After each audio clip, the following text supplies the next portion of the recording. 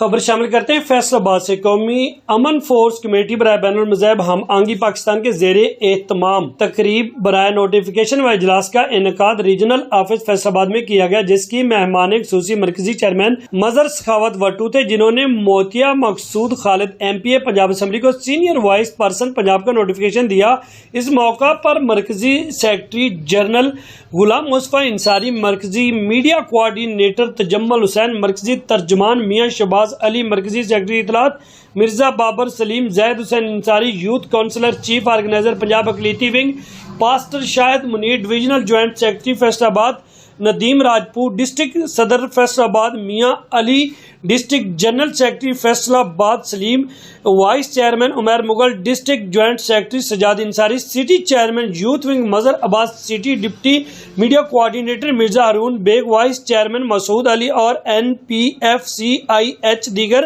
عہدیداران بھی موجود تھے۔